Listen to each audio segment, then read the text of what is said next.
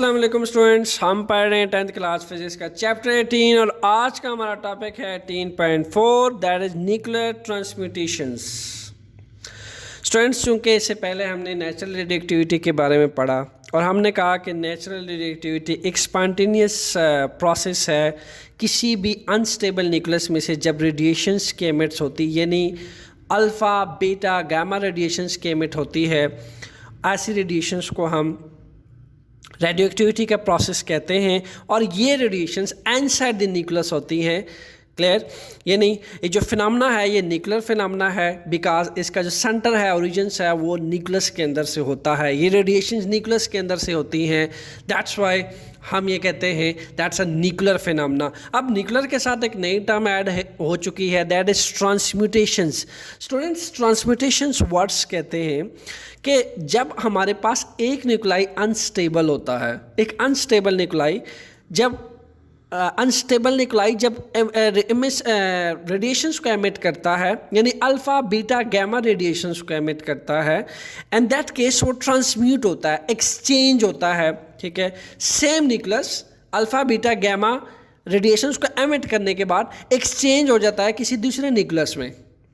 ठीक है, मैं दोबारा रिपीट करता हूँ, ट्रांसम्यूट होना यानी एक अनस्टेबल न्यूक्लाई का स्टेबल होने के लिए रेडिएशंस को एमिट करने के बाद किसी दूसरे अपने से ज़्यादा मोर स्टेबल न्यूक्लाई में एक्सचेंज हो जाता है, जिसको कहते हैं ट्रांसम्यूटेशंस, यानी unstable of one nuclei by the emissions of radiations to the more stable nuclei is known as transmutations. आइए अब इसकी टर्म्स पे गौर करते हैं। Once again students, nuclear transmutation is also a spontaneous process as it's happening by itself. हमें कुछ नहीं करना पड़ता, ये खुद से होता है, ये अपने आप से होता है। ये अनस्टेबल न्यूक्लाई के न्यूक्लियस में से रेडिएशंस के एमिट होने से होता है। ठीक है, जो न्यूक्लाई अनस्टेबल होते हैं वो स्टेबिलिटी गेन करने के लिए ये रेडिएशंस एमिट करते हैं। So that's why it's a spontaneous process in which a parent unstable nuclei।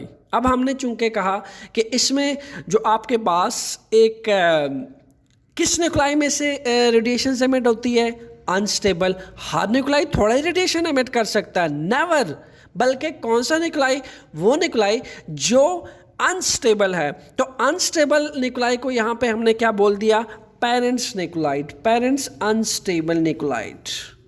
और आपने याद रखना है, आपकी टेक्स्ट बुक में पेरेंट्स अनस्टेबल न्यूक्लाई को कैपिटल एक्स से रिप्रेजेंट किया गया, कैपिटल एक्स। मान लें कि हमने जो भी अनस्टेबल न्यूक्लाई है, ठीक है, जो रेडिएशंस एमिट करते हुए स्टेबल होना चाहता है, वो पेरेंट अनस्टेबल न्यूक्लाई को हम एक्स एलिमेंट से रिप्रेजेंट करेंगे जनरल इक्वेशंस के अंदर। और वही अनस्टेबल न्यूक्लाई जब रेडिएशंस एमिट करेगा और वो फिर अपने से ज़्यादा मोर स्टेबल डॉटर न्यूक्लाई या सन न्यूक्लाइड, चूँकि आपकी बुक में टर्म यूज हुई है डॉटर न्यूक्लाई, तो अपने से मोर स्टेबल न्यूक्लाई में जब वो ट्रांसम्यूट होगा, ठीक है, bye the emissions of radiation alpha beta gamma, तो उसको आप कहोगे डॉटर न्यूक्लाइड। वो ज़्यादा स्टेबल होगा, उसको स्टूडेंट्स हम रिप्रेजेंट करते हैं Y. This Y will be more stable, ठीक है, because we will get this Y after transmute of unstable parents nuclide। साथ ही हमने लिख दिया with the emissions of radiations is called nuclear transmutations, यानी जो ex parent unstable nuclide है वो क्या कर रहा है? ठीक है, ये अनस्टेबल है, अनस्टेबल। सो उस अनस्टेबल को मैंने क्या बोल दिया? आसानी के लिए कह दिया हमने कि ये पेरेंट्स न्यूक्लाइड है, पेरेंट्स न्यूक्लाइड। अब ये पेरेंट न्यूक्लाई क्या करता है? It emits emissions of alpha beta gamma. ये रेडिएशंस एमिट करने के बाद किस में ट्रांसम्यूट होता है? मोर स्टेबल न्यूक्लाई में। एंड हम उस मोर स्टेबल न्यूक्लाई को वाई से रिप्रेजेंट करते हैं यहाँ पे, ठीक है। और जबकि इसको हमने कहा डॉटर न्यूक्लाई, डाटर न्यूक्लाई, और जिसमें ट्रांसम्यूट हुआ है वो मोर स्टेबल है। इसने रेडिएशंस क्यों एमिट की अल्फा बीटा गेमा? स्टेबल होने के लिए, बिकॉज ये इनिशियली अनस्टेबल था। अनस्टेबल न्यूक्लाई ही रेडिएशंस एमिट करते हैं, अल्फा बीटा गैमा को एमिट करते हैं। जब इसने रेडिएशंस एमिट कर दी तो ये ट्रांसम्यूट हो गया अपने से ज़्यादा मोर स्टेबल न्यूक्लाई में, मोर स्टेबल न्यूक्लाई में। एंड प्लस क्या कर दिया इसने, कुछ एनर्जी एमिट कर दी, plus energy, plus energy. Clear students? So यहाँ पे आपके पास न्यूक्लियर ट्रांसपोर्टेशंस का फिनोमेना तो हमारे पास क्लियर हो गया। हमने कहा ये एक स्पॉन्टेनियस प्रोसेस है, ये खुद से होता है, जिसमें एक पेरेंट्स अनस्टेबल न्यूक्लाई जैसा कि एक्स रेडिएशंस को एमिट करता है, और रेडिएशंस को क्यों एमिट करता है? To gain stability. It wants stability, that's why it emits radiations. It emits radiations alpha, beta, gamma. Now, after emissions of these radiations, it get more stable nuclei. That is why it will transmute into more stable nuclei, plus it will emit some extra amount of energy. आइए students अब बात करते हैं जिन radiations को parents nuclei emit करता है, उसमें सबसे पहला जो डिके है that is alpha decay, that is alpha decay. Alpha decay को स्टडी करने से पहले सबसे पहले हम बात करते हैं कि अल्फा एमिशंस एक्चुअली होती क्या है। Alpha emission students, alpha emission is nothing but it is 2 protons 2 neutrons. जब भी किसी भी न्यूक्लियस में से, किसी भी अनस्टेबल न्यूक्लियस में से 2 प्रोटॉन या 2 न्यूट्रॉन्स निकलते हैं तो उसको हम क्या कहते हैं? Alpha decay.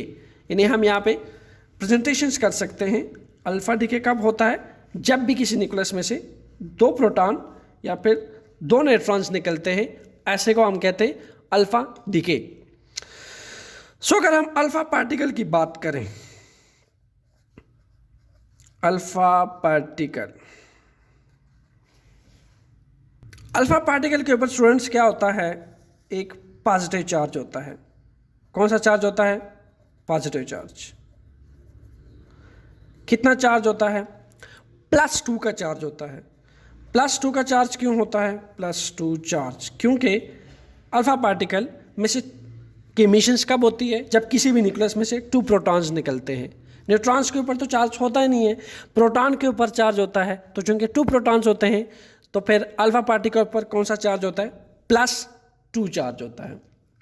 और आपको याद रहे +2 charge is the highest charge is compare to, highest charge is compare to beta gamma.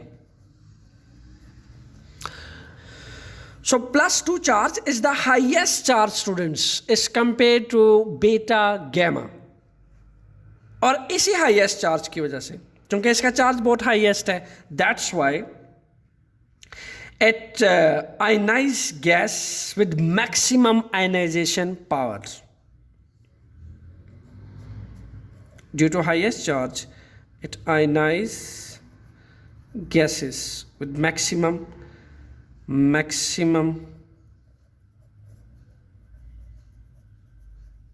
Ionising power.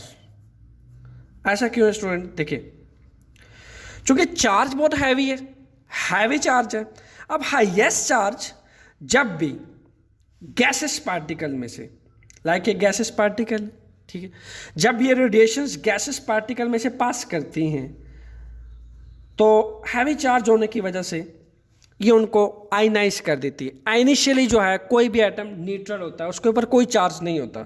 जो जब अल्फा रेडिएशंस पास करते किसी भी एटम के से बम्बार्ड करते हैं, हम स्ट्राइक करवाते हैं, तो जो वैलेंस शेल्स के वैलेंस इलेक्ट्रॉन्स हैं अल्फा पार्टिकल से पार्शियली एनर्जी ले लेते हैं।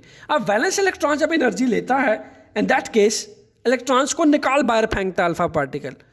जैसे अल्फा पार्टिकल किसी भी न्यूक्लियस के गैस के वैलेंस इलेक्ट्रॉन्स पे स्ट्राइक करता है, उसको उसके वैलेंस शेल में से निकाल फेंकता है due to heavy charge.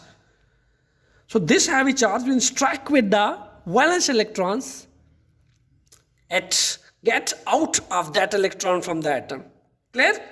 So that's why alpha particle के पास highest ionization power है due to heavy charge. अब बात करते हैं स्टूडेंट्स इसके mass की. अगर हम mass की बात करें अल्फा पार्टिकल का, तो अल्फा पार्टिकल का mass है 4 AMU. AMU atomic mass unit. So जैसा कि हमने कहा कि इसका जो मास है दैट इज 4 AMU. तो जहाँ पे इसके हाईएस्ट चार्ज है उसके साथ साथ हम ये कह सकते हैं ये हैवीएस्ट पार्टिकल भी है. बीटा गैमा से ज़्यादा हैवीएस्ट पार्टिकल है. Heaviest particle. अब हैवीएस्ट पार्टिकल होने के साथ साथ हम ये कह सकते हैं कि इसकी जो पेनिट्रेशन पावर है, पेनिट्रेशन पावर जो है वो सबसे कम है. Least penetration power. पेनिट्रेशन कहते हैं स्टूडेंट्स किसी भी ऑब्जेक्ट में से रेडिएशंस का पास होना, पेनिट्रेट हो जाना. तो अल्फा पार्टिकल की सबसे लीस्ट पेनिट्रेशन पावर है. क्यों है? क्योंकि ये हैवीएस्ट पार्टिकल है. हैवीएस्ट पार्टिकल जब किसी भी चीज़ में से पास करता है तो उसकी जो वेलोसिटी होती है स्टूडेंट्स वो कम होती है due to bigger mass, due to massive particle. तो अल्फा पार्टिकल एक मैसिव पार्टिकल है. दैट्स वाई जब किसी भी चीज़ के अंदर घुसने की कोशिश करता है तो ड्यू टू हैवियर मास ये घुस नहीं पाता, ये उसके सरफेस पे रह पाता है, उसको आयनाइज तो कर देता है, ठीक है, उसका इलेक्ट्रॉन उसके वैलेंस शेल में से बाहर निकाल फेंकता है, बट उसके अंदर नहीं घुस पाता due to heavier mass. Heaviest particle है. Clear students? और अगर देखा जाए तो अगर इसकी स्पीड की बात की जाए तो अल्फा पार्टिकल की स्पीड होती है 10⁻⁷ मीटर पर सेकेंड, यानी 10⁻⁷ मीटर का फासला ये 1 सेकेंड में तय करता है. आप सोच रहे होंगे इतनी हैवी स्पीड है तो ये कैसे किसी चीज़ के अंदर घुस नहीं पाता. स्टूडेंट्स अगर हम नॉर्मली बात करें तो माना कि स्पीड बहुत ज़्यादा है, बट अगर इसको कंपेयर करें बीटा और गैमा के साथ तो बीटा गैमा से इसकी स्पीड सबसे ज़्यादा स्लोवेस्ट है. Slowest.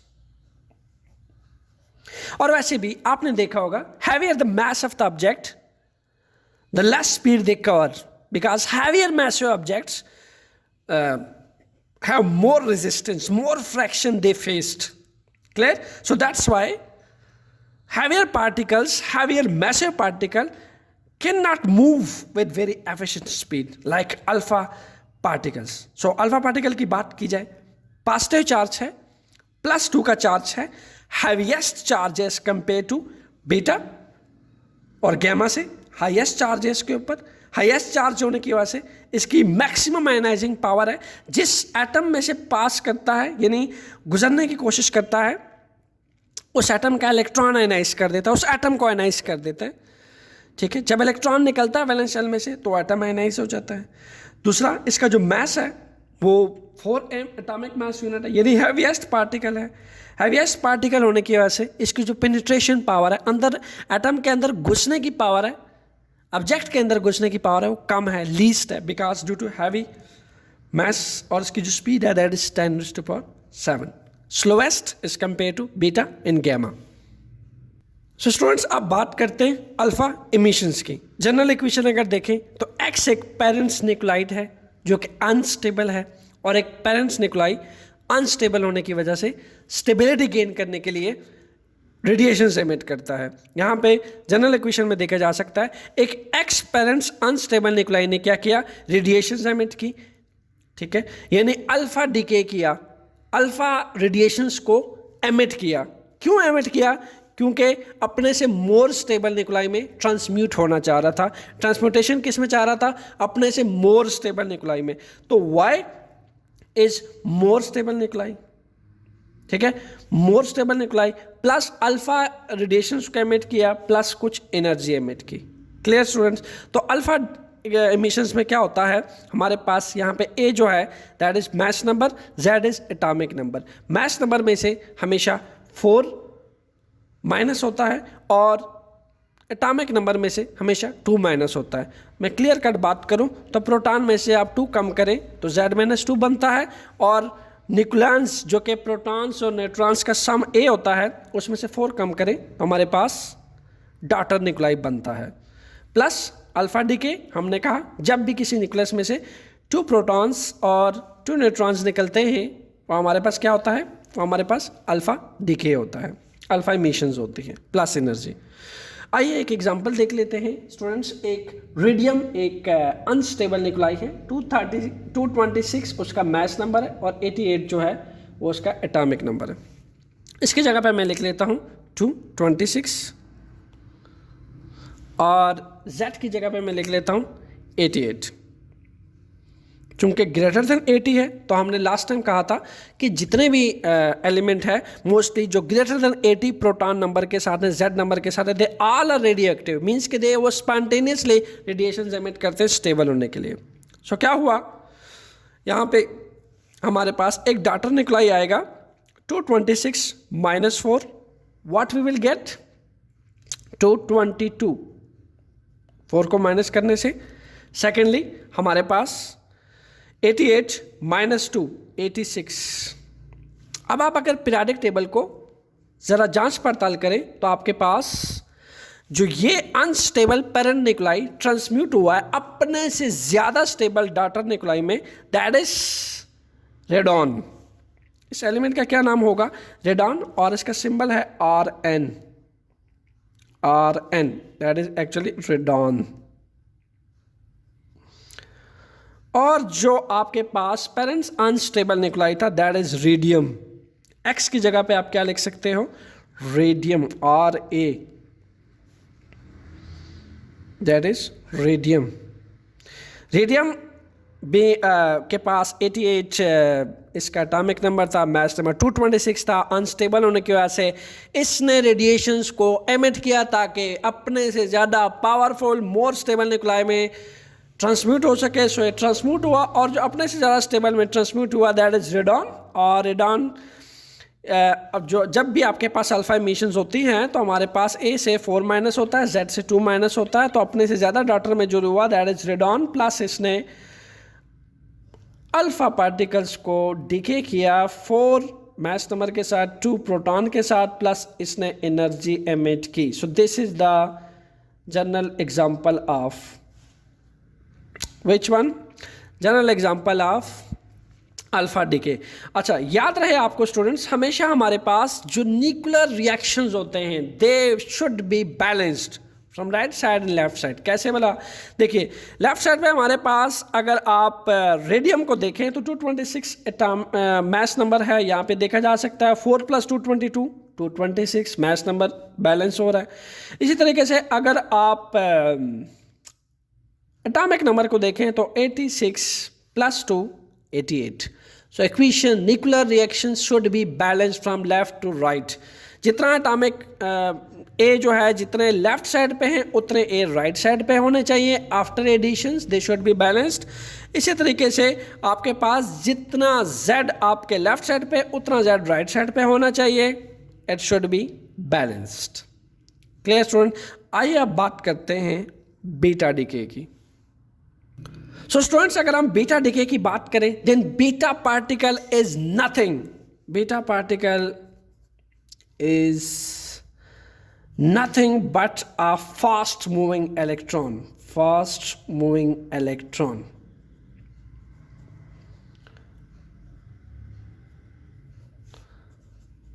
Fast moving electron. So beta particle क्या है students, actually it's nothing but a fast moving electron. यानी हमारे पास क्या है कि ये एक इलेक्ट्रॉन है, ये एक इलेक्ट्रॉन है जिसका मास जो है वो बिल्कुल 0 है और इस पर जो चार्ज है that is -1। So beta particle is nothing with 0 mass and negative charge. This is the general and first introduction of beta particle. So इसी तरीके से स्टूडेंट्स, अगर बीटा पार्टिकल्स की बात की जाए इसके साइज की बात की जाए तो हमारे पास बीटा पार्टिकल 1 mu, जो हमारे पास मैस होता है अल्फा प्रोटॉन और न्यूट्रॉन्स का जो मैस होता है वो 1 mu होता है, लेकिन जो बीटा पार्टिकल यानी इलेक्ट्रॉन्स का जो मैस होता है वो अगर 1 mu को के 1 और बाई 1837 पार्ट किए जाएं, 1 mu के भी अगर 1837 पार्ट किए जाएं तो इतना मैस है इलेक्ट्रॉन्स का ना होने के बराबर student, zero, negligible, ignorable. So that's Y proton और न्यूट्रॉन्स की निस्बत इसका मैस बिल्कुल निग्लिजिबल है। इसलिए हम कहते हैं कि बीटा पार्टिकल्स का mass zero, charge negative. Charge कौन सा होता है इसके ऊपर? नेगेटिव चार्ज होता है, negative charge. Clear students? At है नेगेटिव चार्ज। अब बात करते हैं स्टूडेंट्स स्पीड की, स्पीड ऑफ बीटा पार्टिकल। अगर स्पीड की बात की जाए स्टूडेंट्स तो 2.5 मल्टीप्लाई 10⁸ मीटर पर सेकेंड के साथ ट्रेवल करता है। देखा जा सकता है लगभग ये स्पीड जो है वो स्पीड ऑफ लाइट के बराबर है, क्योंकि स्पीड ऑफ लाइट जो है दैट इज 3 मल्टीप्लाई 10⁸ मीटर पर सेकेंड होती है, जबकि यहाँ पे अगर देखा जाए तो इसकी स्पीड जो है वो 10⁻7 मीटर पर सेकेंड से 10⁸ मीटर पर सेकेंड तक वेरी करती है। इतनी स्पीड के साथ जाता है, चूंकि लेटेस्ट है, मैस नहीं है, very very less mass, that's why इसकी स्पीड जो है वो बहुत ज़्यादा है। ठीक है, मैस इसका जो है निग्लिजिबल है। और अगर बीटा पार्टिकल रेस्ट पे होता है, यहाँ पे स्टूडेंट आपने एक कंसेप्ट क्लियर करना है कि अगर हम रेस्ट मैस ऑफ इलेक्ट्रॉन की बात करें, रेस्ट मैस ऑफ इलेक्ट्रॉन,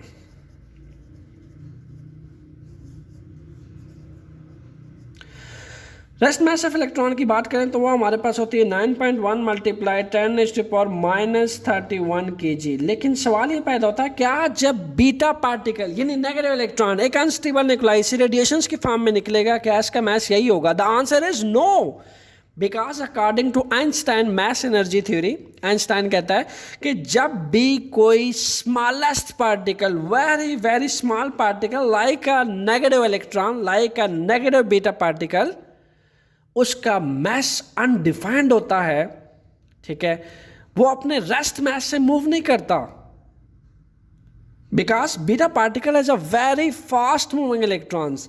ठीक है, तो हम ये कह सकते हैं मैस ऑफ बीटा पार्टिकल, ये तो इलेक्ट्रॉन का मैस है, ठीक है, ये तो इलेक्ट्रॉन का मैस है, तो हम ये कह सकते हैं क्या बीटा पार्टिकल का मैस भी यही होगा? The answer is no. जैसा कि मैंने आपको बताया, अकॉर्डिंग टू आइंस्टाइन जब कोई very small particle, very very small particle, जैसा कि बीटा पार्टिकल है, वेरी स्मॉल पार्टिकल हमारे पास इस स्पीड के साथ, ठीक है, कभी मूव नहीं करेगा, बल्कि वो एक अनडिफाइंड मैस होता है, उसका मैस अनडिफाइंड होता है। ठीक है, हमारे पास बहुत छोटे छोटे स्मॉलेस्ट पार्टिकल जो होते हैं उनका मैस अनडिफाइंड होता है, लाइक बीटा पार्टिकल, जब वो मूव करते हैं, और उनका रेस्ट मैस हमारे पास जैसा मैंने आपको बताया ये है। लेकिन जब बीटा रेडिएशंस किसी अनस्टेबल न्यूक्लियस में से निकलता है तो उसका मैस अनडिफाइंड होता है। Clear students? सो हम ये कह सकते हैं कि आपके पास पेनिट्रेशन पावर की अगर हम बात करते हैं, पेनिट्रेशन पावर,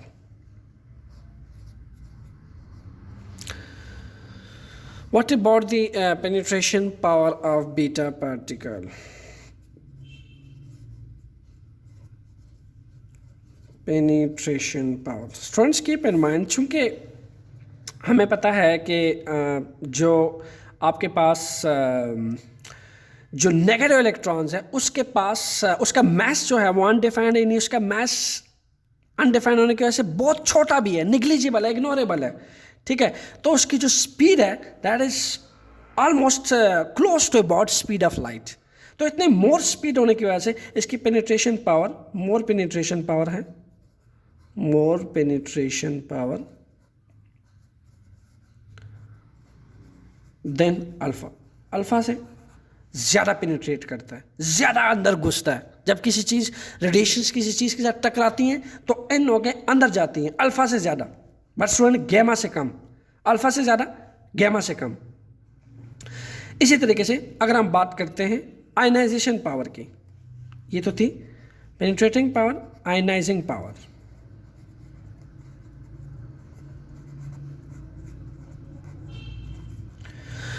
चूंकि अगर बात करें हम अल्फा की निस्बत बीटा के आयनाइजेशन पावर की, तो इसकी आयनाइजेशन पावर जो है less than alpha students, less than alpha. Why? इसकी पेनिट्रेशन पावर तो ज़्यादा है, ठीक है, मोर पेनिट्रेट करता है अल्फा से ज़्यादा, बिकॉज एनर्जी बहुत ज़्यादा है और इसके साथ साथ स्पीड बहुत ज़्यादा है, close to speed of light है ये। सेकेंडली लो मैस, लाइटर है, जितना lighter, very very small particle है। इसी तरीके से आयनाइजेशन पावर की अगर बात की जाए तो आयनाइज जो है ये किसी भी एटम को अल्फा से कम कर पाता है। Why? Because it's a very small particle. Small particle की वजह से इसकी जो आयनाइजेशन पावर है वो मीडियम है, अल्फा से कम करता है, ठीक है, आयनाइज करता है बट अल्फा से कम करता है स्टूडेंट्स। ओके, सो स्टूडेंट्स अगर हम बात करें अब इसके जनरल इक्वेशंस की, बीटा एमिशंस की अब बात करते हैं। Beta emissions is nothing but electron emissions. Clear? यहाँ पे आपको देखा जा सकता है एटॉमिक मास नंबर है, ये आपके पास एटॉमिक नंबर है Z। होता क्या है स्टूडेंट्स कि बीटा एमिशंस के अंदर Z जो है यानी एटॉमिक नंबर, प्रोटॉन नंबर 1 बढ़ता है, इंक्रीज बाय 1, और जो मास नंबर है दैट इज रिमेन सेम।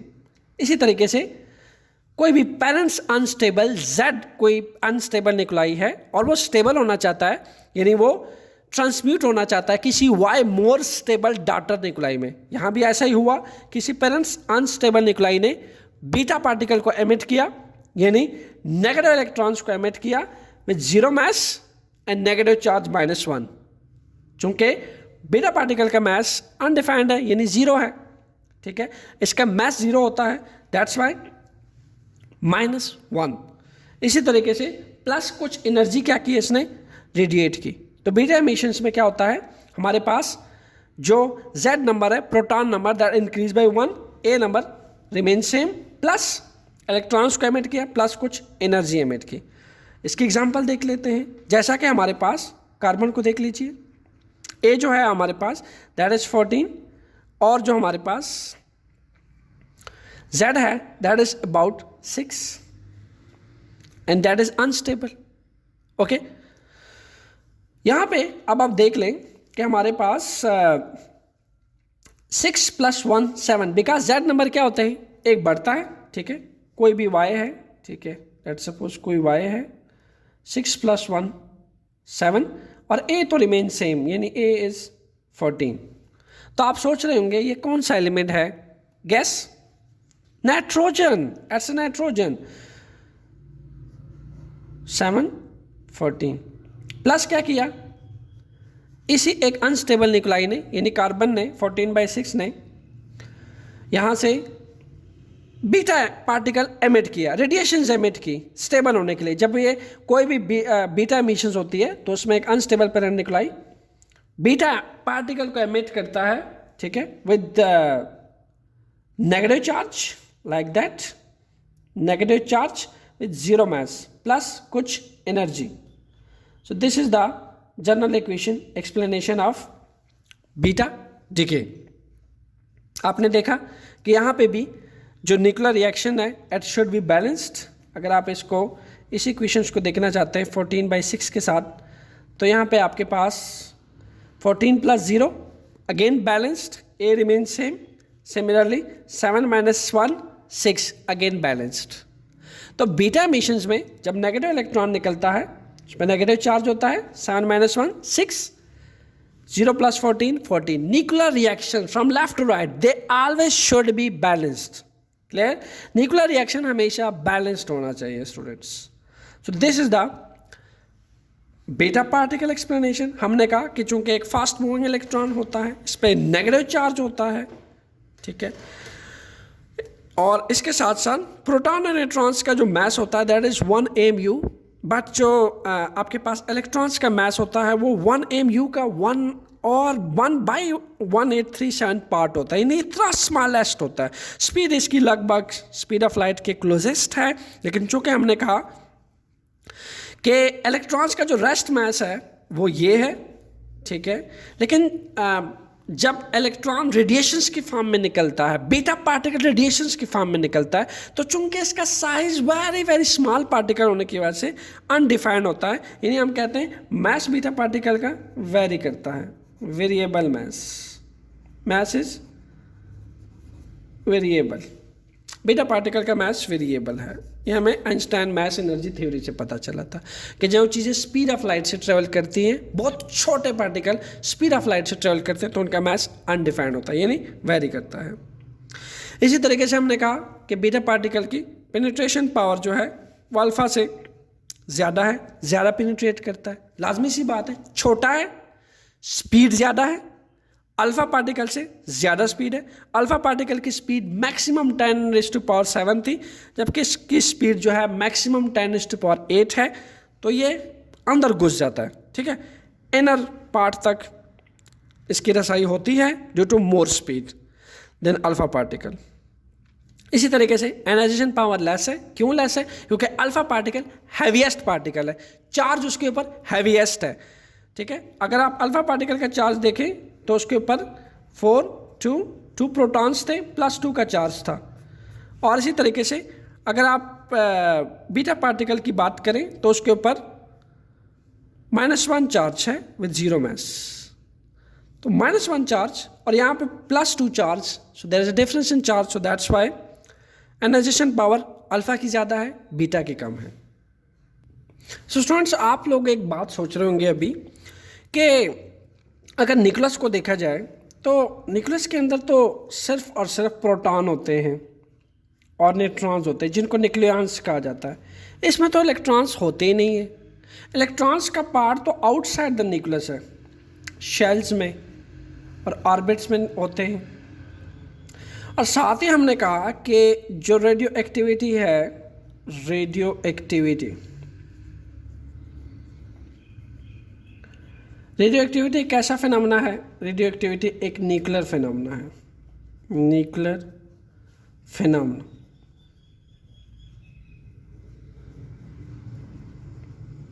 अब आप सोच रहे होंगे कि न्यूक्लियस के अंदर तो इलेक्ट्रॉन होता ही नहीं है, जबकि रेडियो एक्टिविटी तो न्यूक्लियस के अंदर से निकलने वाली रेडिएशंस हैं। अब न्यूक्लियस के अंदर जब इलेक्ट्रॉन है ही नहीं तो इलेक्ट्रॉन कैसे एमिट हुआ, बीटा डिके कैसे हुआ? सोचिए इस बात पे। हमने लास्ट टाइम बात की थी कि हमारे पास इनिशियली क्या होता है कि जब भी ऐसा होता है कि नंबर ऑफ प्रोटॉन जब भी ज़्यादा हुए,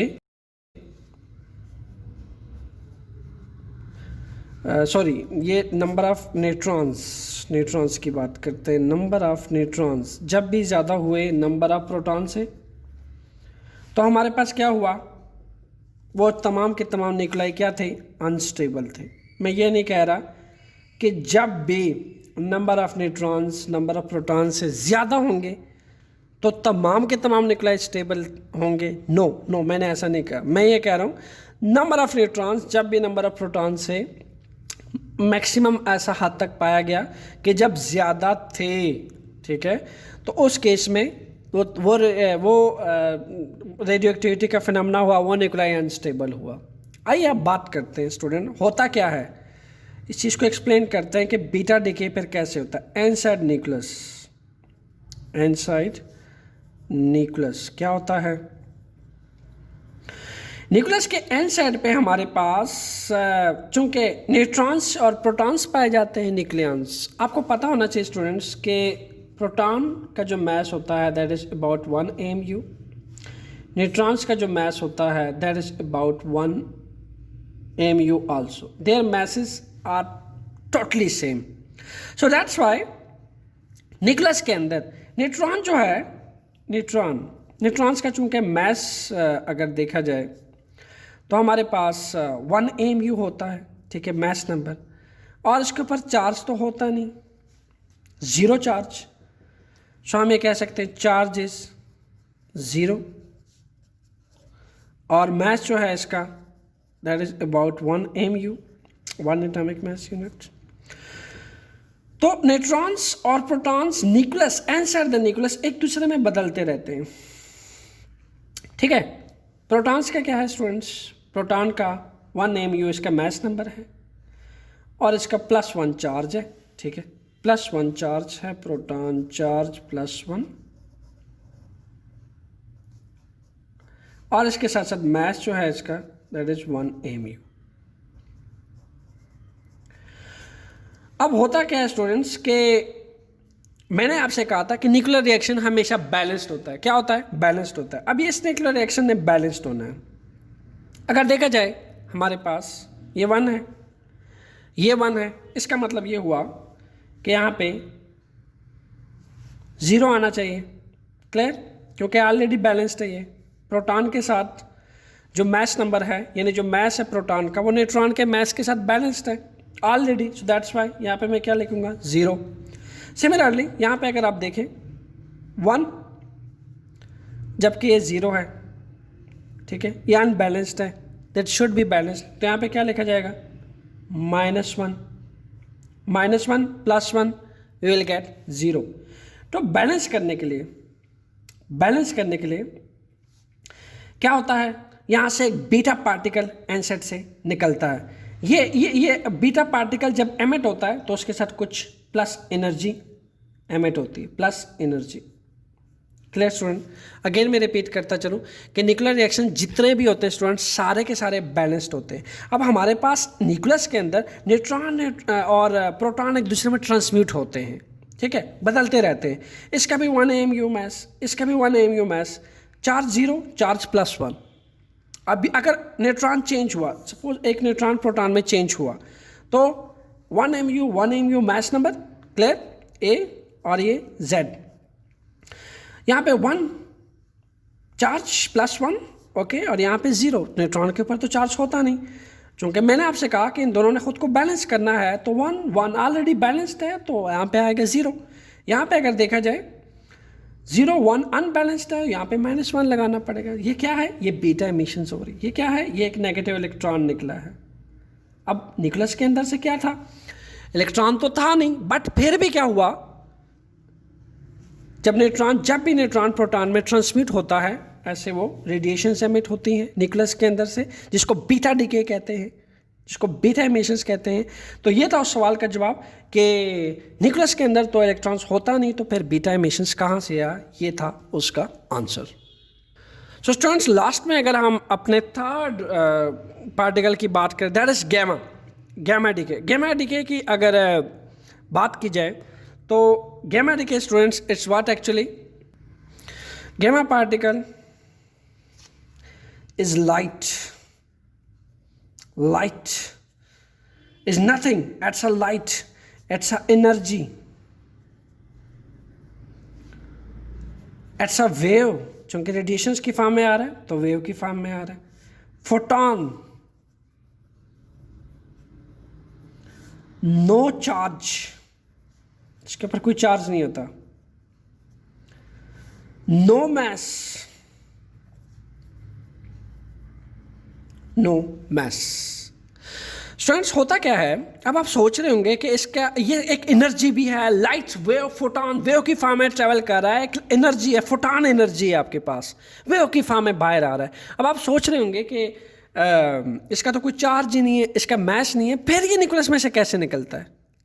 देखिए, जब भी न्यूक्लियस अपने आप को स्टेबल करने के लिए एक पेरेंट्स अनस्टेबल न्यूक्लाई से ट्रांसम्यूट होके डाटर मोर स्टेबल न्यूक्लाई में ट्रांसम्यूट होता है, तो एमिशन होने के बाद स्टूडेंट उसके न्यूक्लियस के अंदर फिर भी कुछ अमाउंट ऑफ एनर्जी रहती है, जिसको जो पेरेंट्स अनस्टेबल न्यूक्लाई है रेडिएशंस की फॉर्म में बाहर फेंकता है, बाहर लेकर आता है। ऐसी रेडिएशंस गैमा रेडिएशंस कहलाती हैं। After emissions alpha beta, clear, alpha beta के मेट होने के बाद भी न्यूक्लियस के एन साइड पे कुछ अमाउंट ऑफ एनर्जी रहती है, ठीक है, कुछ अमाउंट ऑफ एनर्जी रिमेन रहती है, जिसको न्यूक्लियस पावरफुल एमिट करता है। ऐसी एमिशन जो है वो गैमा डीके कहलाती है। दैट्स वाई हमें कहते हैं gamma decay is nothing, it's at have no charge, at your no mass, but a energy, but a light, but a wave, but a photons. Photon is a packets of energy. And waves is what? यानी ये radiations emit के form में निकलती है, light के form में निकलती है, एनर्जी के फॉर्म में निकलती है इनसाइड द न्यूक्लियस में से। अगर देखा जाए स्टूडेंट, तो आपके पास गैमा के पास मैक्सिमम पेनिट्रेशन पावर होती है, मैक्सिमम पेनिट्रेशन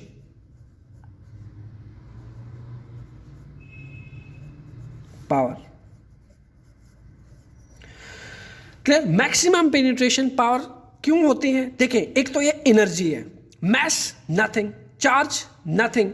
जब ये किसी भी ऑब्जेक्ट में से पास आउट करता है तो इसकी एनर्जी इतनी ज़्यादा होती है, इतनी ज़्यादा होती है कि ऑलमोस्ट स्पीड ऑफ लाइट होती है, completely almost speed of light से मूव करता है। इसकी जो स्पीड होती है, स्पीड जो है, speed is higher than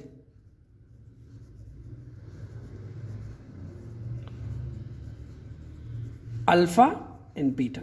alpha beta से भी इसकी ज़्यादा स्पीड होती है, ठीक है। तो ये इसकी पेनिट्रेशन पावर जो है, मैक्सिमम पेनिट्रेशन पावर है देन अल्फा एंड बीटा। और अगर बात की जाए आयनाइजिंग पावर की, आयनाइजिंग पावर स्टूडेंट, तो आयनाइजिंग पावर इसकी सबसे कम है, least ionising power, least ionising power. और आयनाइजिंग पावर किसकी ज़्यादा है? अल्फा पार्टिकल की सबसे ज़्यादा, हाईएस्ट आयनाइजेशन पावर। क्यों ज़्यादा है? Heavy particle, massive particle, heaviest charge, heaviest particle, that's why उसके आयनाइजिंग पावर ज़्यादा है। इसी तरीके से गैमा पार्टिकल्स की सबसे लीके स्टूडेंट आयनाइजिंग पावर क्यों कम है? क्योंकि इसके ऊपर तो कोई चार्ज ही नहीं है। So being uncharged particle, gamma how that's possible कि ज़्यादा आयनाइज कर सके। क्लियर? तो अल्फा पार्टिकल्स के ऊपर हैवीएस्ट और मैसिव पार्टिकल है, बीटा के ऊपर जो चार्ज है that is less than alpha, ठीक है। सो दैट्स व्हाई बीटा की आयनाइजेशन पावर अल्फा से कम है, आयनाइजेशन पावर अल्फा की सबसे ज़्यादा है। आइए अब इस डायग्राम की मदद से देखते हैं, पेनिट्रेशन पावर की बात करते हैं। अगर अल्फा पार्टिकल की बात करें तो अल्फा पार्टिकल के ऊपर +2 का चार्ज है, हैवीएस्ट पार्टिकल है, ठीक है, मैसिव पार्टिकल है, इसलिए इसकी जो पेनिट्रेशन पावर है स्टूडेंट्स वो बीटा और गेमा से सबसे कम है, बट आयनाइजेशन पावर इससे ज़्यादा है। बीटा और गेमा से आयनाइजेशन पावर ज़्यादा है, पेनिट्रेशन पावर कम है। इसी तरह अगर बीटा की पार्टिकल की बात करें तो इसकी जो पेनिट्रेशन पावर है वो मीडियम है, अल्फा से ज़्यादा है बट बीटा से अल्फा से ज़्यादा है बीटा पार्टिकल की पेनिट्रेशन पावर, बट गेमा से कम है। और गेमा पार्टिकल्स की पेनिट्रेशन पावर सबसे ज़्यादा है। अगर उसको पेपर में से पास किया जाए, एल्यूमिनियम शीट में से पास किया जाए तो ये पास कर जाता है due to very very high energy close to the speed of light. चूँकि बीटा पार्टिकल की लाइट जो एनर्जी जो स्पीड है, ठीक है, वो गैमा पार्टिकल से कम है, दैट्स वाई इसकी पेनिट्रेशन पावर गैमा से कम है बट अल्फा से ज़्यादा है। Clear students? होपफुली ये लेक्चर आपको अच्छे से समझ आ गया होगा। आप मुझे इस लेक्चर के एंड पे बताइए कि आपको ये लेक्चर कैसा लगा और आप मेरे साथ फिजिक्स कैसे एंजॉय कर रहे हैं। Thank you.